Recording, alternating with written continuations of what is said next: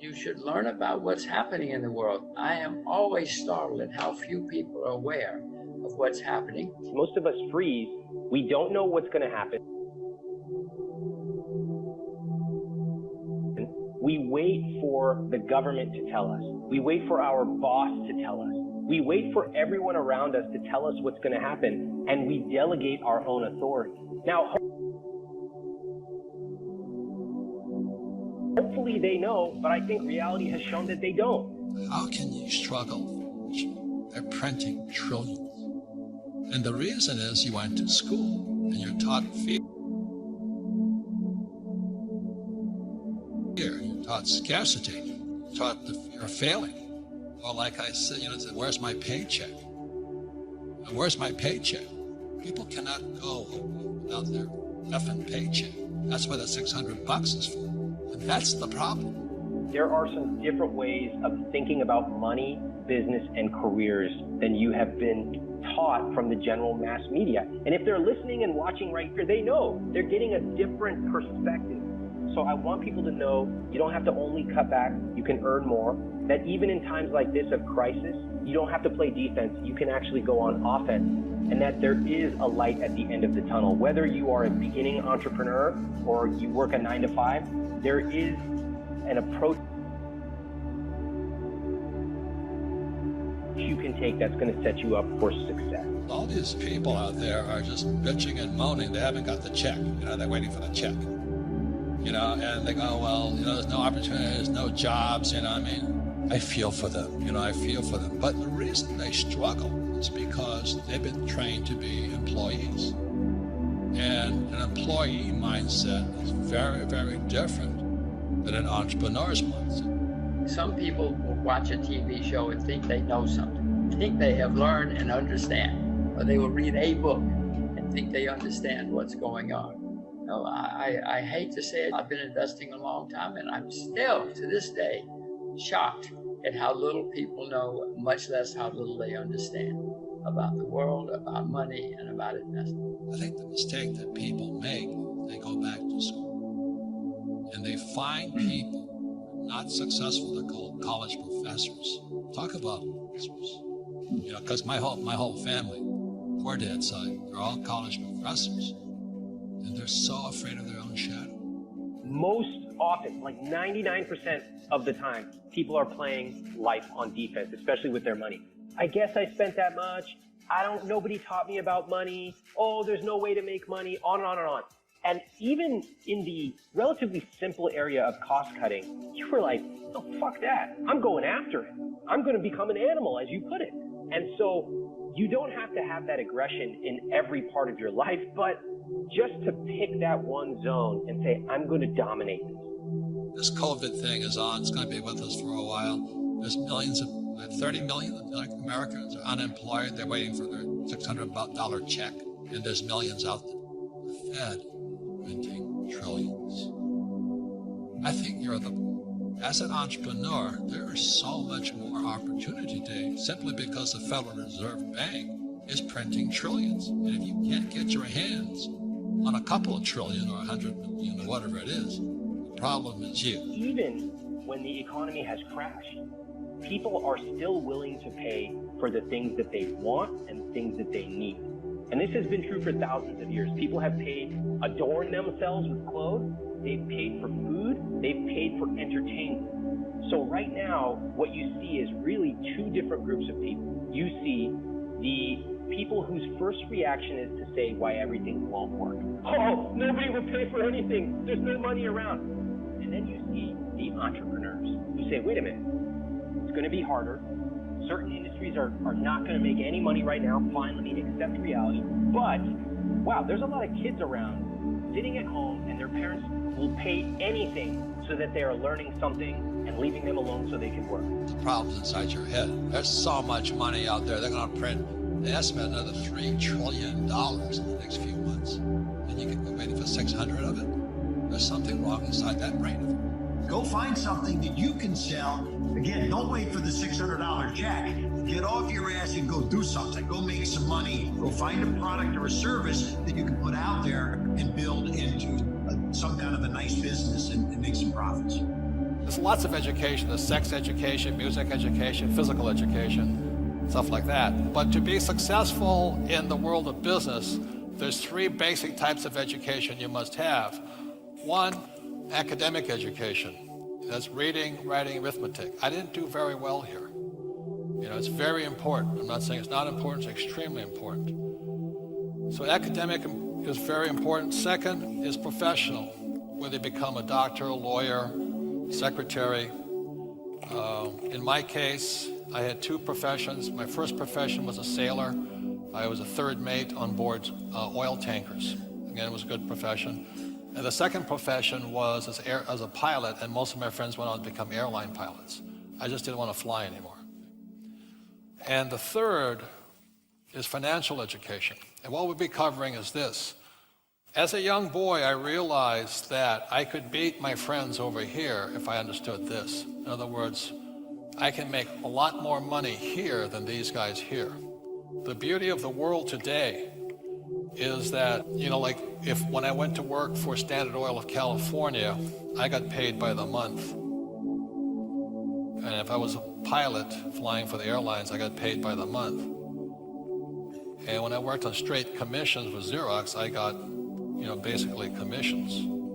But I realized from my rich dad talking to me that if I understood financially, I could make money 24/7 without working. That was the difference. So what you'll be learning about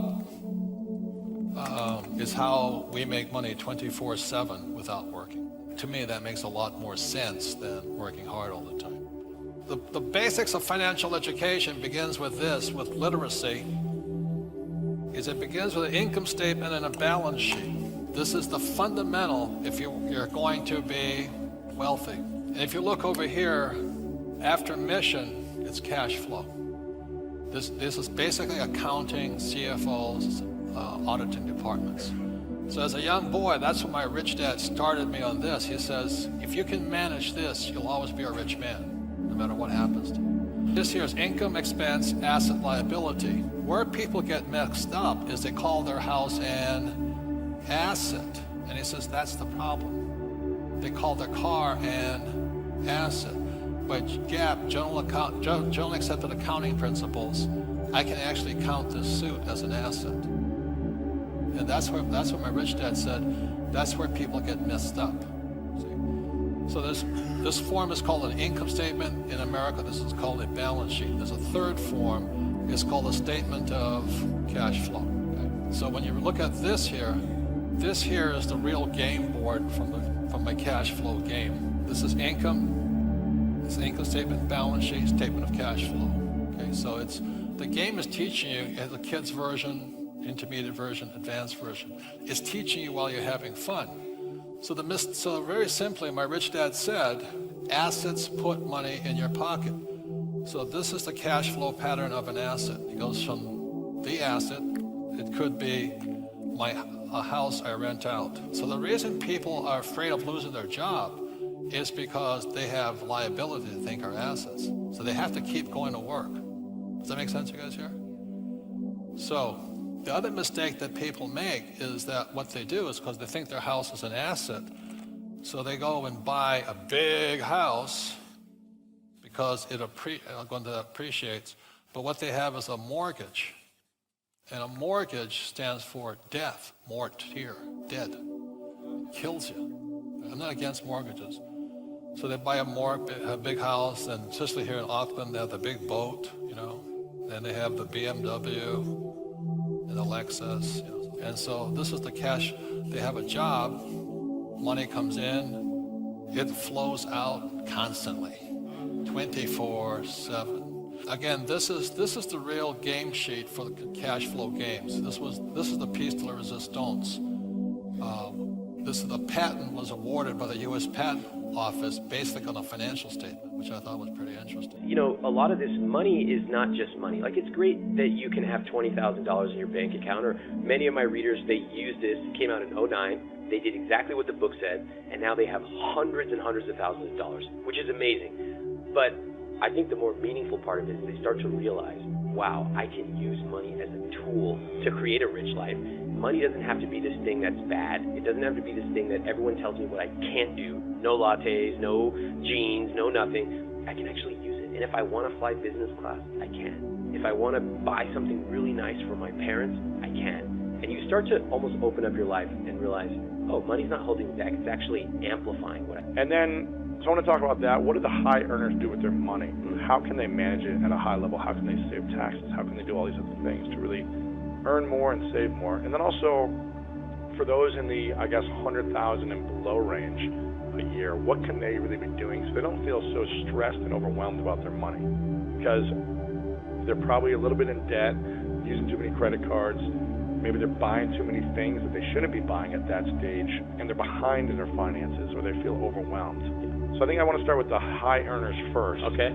Because you've been good at teaching this to kind of like the $60,000 to $150,000 a year earner. This is kind of like, I think that book is kind of in that range. When you say maybe up to $200,000 I think so, but then what happened was the people who followed the advice, and your biggest question is, what's next? Like I sort of won. I won that game of personal finance. What's next? I'm not in debt. I'm not in debt, so 99% of advice doesn't apply to me. And people telling me, I should cut my pieces of bread in 3 to save. No, that doesn't apply to me because Right. I have earned and saved a lot.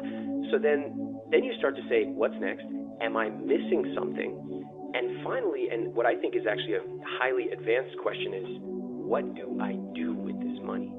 And this is a key thing I want everybody to pay attention to. Everyone teaches you how to save money, but almost no one teaches you how to spend it. So what do high earners do with their money? Why do some people spend money on business class tickets? I used to think it was stupid. Oh, we're all getting to the same place anyway. Unpack a couple of things you just said in that example. When anyone says, I bought a business class ticket, notice the almost instinctive reaction. It's like, what a show off. And all these other things with it. And I want to challenge people. I have this principle I call the D to Z principle. And instead of being derisive and saying, oh, so stupid, that's ridiculous, I would never do that. I actually want to encourage everyone to be curious. Why would a guy like Lewis intentionally spend money on a business class ticket? And he earns good money. He has a lot of options. He must know something that I don't. And I want to understand why. So from D to C. And if you start to take that perspective, especially on high earners and how they spend their money, all of a sudden you stop saying, that's ridiculous, or if I had $1 million, I would never do that. Instead you say, why did that person spend? And I want to know, maybe I don't agree. Maybe, you become a multimillionaire and you don't want to spend on business class, you just don't care. But it's interesting that you do it, and I'd like to know. I want to share another principle we have, which is this concept of money dials. And your money dial is the thing that you love to spend money on. It's the thing that gives you joy, and it's the thing you could spend endless amounts of time on. Feel good about it. And money dial, if you think about 10 dials in front of you, and each of them represents a different area of life that people spend. It turns out that each of us has one